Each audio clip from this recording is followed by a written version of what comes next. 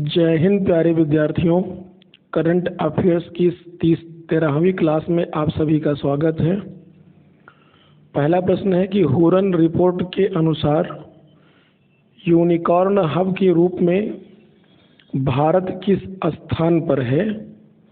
तो unicorn hub के मामले में भारत अमेरिका और चीन के पश्चात विश्व में तीसरे स्थान पर है। सबसे पहली बात आप सभी को यहाँ पर ये पता होना चाहिए कि यूनिकॉर्न का मतलब क्या होता है। यूनिकॉर्न का मतलब ऐसी कंपनियों से है जिन कंपनियों की बाजार वैल्यू 1 अरब या उससे अधिक हो गई है, उन्हें यूनिकॉर्न की संज्ञा प्रदान की जाती है। तो इस मामले में अमेरिका और चीन के बाद भारत विश्व में तीसरे स्थान पर है और भारत के पास वर्तमान में कुल 138 यूनिकॉर्न कंपनियां हैं।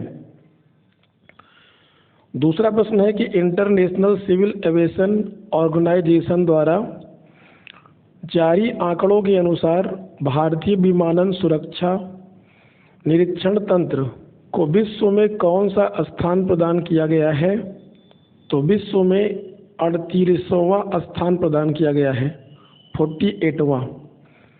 अब चूँकि यह स्थान इंटरनेशनल सिविल एविएशन ऑर्गेनाइजेशन के द्वारा जारी आंकड़ों के अनुसार प्रदान किया गया है, जिसका हिंदी में मतलब होता है अंतर्राष्ट्रीय नागरिक उड्डयन संगठन।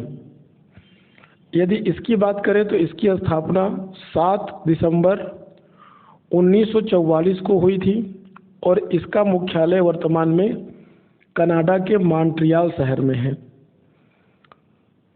अगला प्रश्न है कि किस रिपोर्ट के अनुसार भारत 2022 में AI आधारित, AI का मतलब होता है आर्टिफिशियल इंटेलिजेंस आधारित उत्पादों और सेवाओं की पेशकश करने वाली स्टार्टअप्स द्वारा प्राप्त निवेश के मामले में 5वें स्थान पर है। तो AI इंडेक्स 2000 रिपोर्ट 2023 के अनुसार हाल ही में वर्ल्ड ऑफ स्टैटिस्टिक्स ने विश्व के सबसे आपराधिक देशों की रैंकिंग जारी की है, जिसमें भारत को कौन सा स्थान प्रदान किया है? तो भारत को विश्व में 77वें स्थान पर रखा गया है। वर्ल्ड स्टैटिस्टिक्स द्वारा जारी रिपोर्ट के अनुसार विश्व के सबसे आपराधिक देशों की रैंकिंग में टाइम आउट ने विश्व के सबसे अच्छे पब्लिक ट्रांसपोर्ट वाले 19 शहरों की सूची जारी की है। सार्वजनिक परिवहन वाले विश्व के सबसे अच्छे शहरों की सूची में भारत का कौन सा एकमात्र शहर शामिल किया गया है? मुंबई, जो कि महाराष्ट्र की राजधानी है। फोर्ब्स ने हाल ही में विश्व के अरबपतियों की 37वीं वार्षिक लिस्ट जारी किया है। फोर्ब्स अमेरिका की एक प्रतिष्ठित पत्रिका है जिसने विश्व के अरबपतियों की 37वीं वार्षिक लिस्ट जारी की है। फोर्ब्स के अनुसार अरबपतियों की लिस्ट में मुकेश अंबानी किस स्थान पर हैं? तो 9वें स्थान पर रखा गया है इन्हें।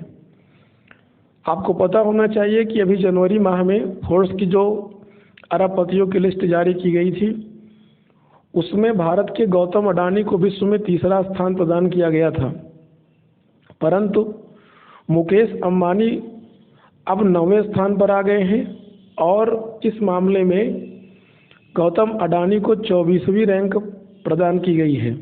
दुनिया के सबसे अमीर व्यक्ति अमेरिका के उद्योगपति एलन मस्क हैं, जो टेस्ला कंपनी के मालिक हैं, जबकि इस मामले में दूसरे स्थान पर बर्नार्ड अर्नोल्ट हैं, जिनका संबंध फ्रांस से है, और तीसरे सबसे अमीर व्यक्ति अमेरिका के ही बिजनेसमैन जेफ बेजोस हैं। चीन सीमा पर वाइब्रेंट विलेज प्रोग्राम को किस योजना के साथ एकीकृत किया गया है? PM गति शक्ति योजना के साथ एकीकृत किया गया है। केंद्र सरकार द्वारा 8 अप्रैल को स्वच्छ गंगा मिशन के लिए 638 करोड़ रुपए की कितनी परियोजनाओं को मंजूरी प्रदान की है? तो कुल 8 परियोजनाओं को मंजूरी प्रदान की गई है। ग्रामीण विकास मंत्री गिरिराज सिंह ने हाल ही में ग्रामीण महिलाओं को स्वयं सहायता समूह में लाने के लिए कौन सी योजना का शुभारंभ किया है? संगठन से समृद्धि योजना की शुरुआत की गई है। अगला प्रश्न है कि 28 मार्च 2023 को दीनदयाल उपाध्याय कौशल योजना DDUGKY के तहत किस पहल की शुरुआत किया है? कैप्टिव रोजगार की शुरुआत किया है। एयरपोर्ट काउंसिल इंटरनेशनल रिपोर्ट के अनुसार दिल्ली का इंदिरा गांधी अंतर्राष्ट्रीय हवाई अड्डा अर्थात IAGAI 2022 में विश्व के सबसे व्यस्त हवाई अड्डों में से किस स्थान पर रहा है? तो 9वें स्थान पर रहा है। 25 अप्रैल 2023 को उद्योग और आंतरिक व्यापार संवर्धन विभाग DPIIT में किसने सचिव का पदभार ग्रहण किया है? तो राजेश कुमार सिंह ने पदभार ग्रहण किया है। मलेरिया को नियंत्रित करने के वैश्विक प्रयासों को मान्यता देने के लिए प्रत्येक वर्ष विश्व मलेरिया दिवस कब मनाया जाता है? तो 25 अप्रैल को मनाया जाता है। ध्यान रखें, मादा एनोफिलीज मच्छर के काटने से मलेरिया फैलता है और इस रोग से सभी को जागरूक करने के उद्देश्य से प्रतिवर्ष विश्व मलेरिया दिवस 25 अप्रैल को मनाया जाता है। अगला क्वेश्चन देख लेते हैं।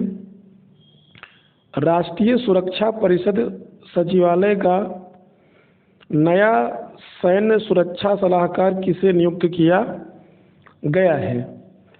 तो राष्ट्रीय सुरक्षा परिषद सचिवालय का नया सैन्य सलाहकार वायुसेना पूर्व उप प्रमुख एयर मार्शल संदीप सिंह को नियुक्त किया गया है। राष्ट्रीय सुरक्षा परिषद का अध्यक्ष कौन होता है? यह प्रश्न पूछा जा चुका है यूपीपी में, तो ध्यान रखेंगे भारत के प्रधानमंत्री राष्ट्रीय सुरक्षा परिषद के अध्यक्ष होते हैं। प्रधानमंत्री नरेंद्र मोदी ने 21 अप्रैल 2023 को किस पहल को सार्वजनिक प्रशासन में उत्कृष्टता के लिए पुरस्कार प्रदान किया है? तो उस पहल का नाम है PM गति शक्ति राष्ट्रीय मास्टर प्लान यानी NMP को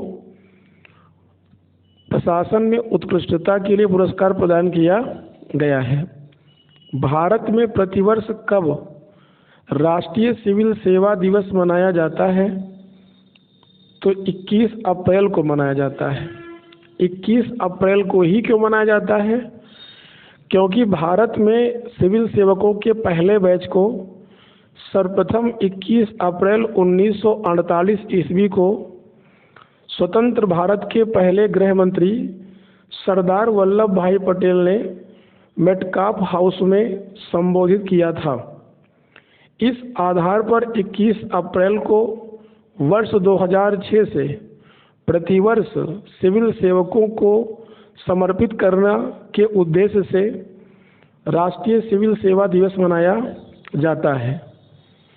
आपको ध्यान रखना है यहाँ पर एक एक्स्ट्रा जानकारी कि भारत के पहले सिविल सेवक यानी पहले ICS अधिकारी सत्येंद्र नाथ टैगोर थे, जो रविन्द्रनाथ टैगोर के बड़े भाई थे। वीरता पुरस्कार पाने वाली पहली महिला एयरफोर्स अधिकारी कौन बनी है? विंग कमांडर दीपिका मिश्रा बनी है।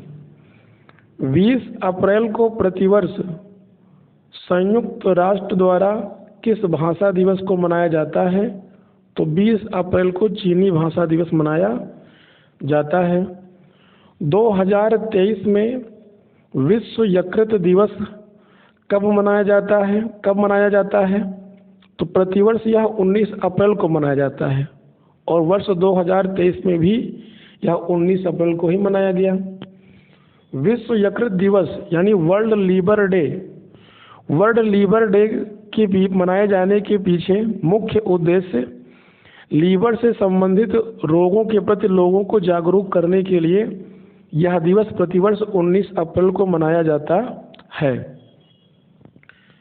कौन सा बहुपक्षीय युद्ध अभ्यास 17 अप्रैल से 5 मई तक फ्रांस में आयोजित किए जा रहे हैं? ओरियन।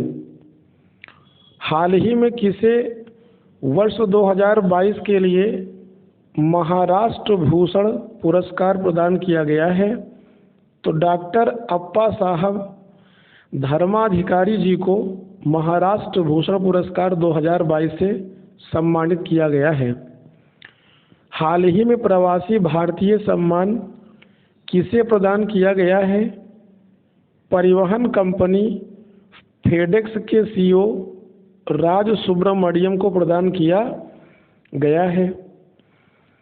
किस भारतीय अमेरिकी को हाल ही में मैरीलैंड उच्च शिक्षा आयोग MHEC के कार्यवाहक सचिव के रूप में नामित किया गया है? संजय राय को नामित किया गया है।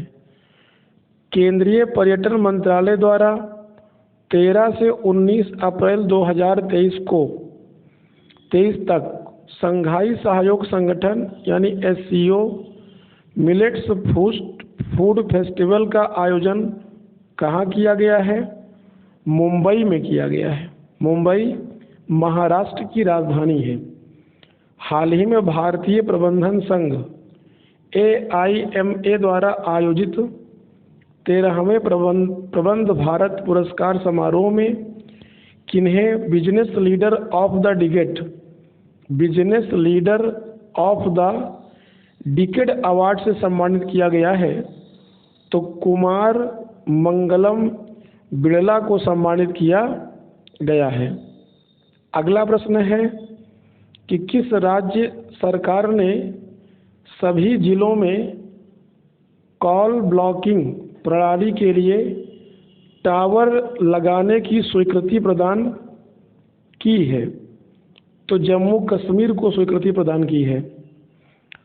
हाल ही में त्रिपुरा पर्यटन के लिए ब्रांड एम्बेसडर किसे नामित किया गया है? सौरभ गांगुली को त्रिपुरा राज्य के पर्यटन के लिए ब्रांड एम्बेसडर नियुक्त किया गया है।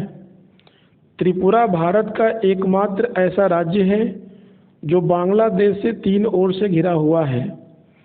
त्रिपुरा की राजधानी अगरतला है, जबकि त्रिपुरा के मुख्यमंत्री माणिक साहा हैं। किस राज्य सरकार ने 6000 से अधिक अवैध कॉलोनियों को नियमित करने की घोषणा किया है? मध्य प्रदेश की सरकार ने किया है। मध्य प्रदेश की राजधानी क्या है? भोपाल। और मध्य प्रदेश के मुख्यमंत्री हैं शिवराज सिंह चौहान। सुशासन विनियमों को मंजूरी देने वाला देश का पहला राज्य कौन है? महाराष्ट्र है। राजधानी मुंबई है। मुख्यमंत्री एकनाथ शिंदे हैं, जबकि उप मुख्यमंत्री देवेंद्र फडणवीस हैं। ध्यान रहे, महाराष्ट्र की एक प्रसिद्ध झील है लोनार झील, जो महाराष्ट्र के बुल्ढाना जिले में है। ऐसी मान्यता है कि इस झील का निर्माण आकाशीय बिजली के गिरने से हुआ था। 20 मई 2023 को कर्नाटक के 30वें मुख्यमंत्री के रूप में पद और गोपनीयता की शपथ किसने ग्रहण किया है? सिद्धारमैया ने, जो कांग्रेस दल में बहुमत दल के नेता हैं। इन्हें 20 मई 2023 को कर्नाटक के 30वें मुख्यमंत्री के रूप में शपथ दिलाई गई है। कर्नाटक की राजधानी बंगलुरु है। बंगलुरु को सिलिकॉन वैली के नाम से जाना जाता है। ध्यान रहे, बंगलुरु के संस्थापक पद्म प्रभु नाथ प्रभु केम्पागौड़ा थे, जिनकी प्रतिमा को बंगलुरु में स्थापित किया गया है। आज की क्लास को यहीं तक रखते हैं। धन्यवाद। पढ़ते रहिए, मस्त रहिए।